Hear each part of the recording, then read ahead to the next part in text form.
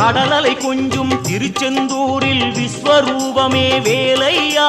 பழமுதி சோலை அறுபடை வீடும் புண்ணிய தரிசனம் முருகையா திருநீர் அணிந்து வரும் போது நெஞ்சில் நிம்மதி பிறக்குது கந்தையா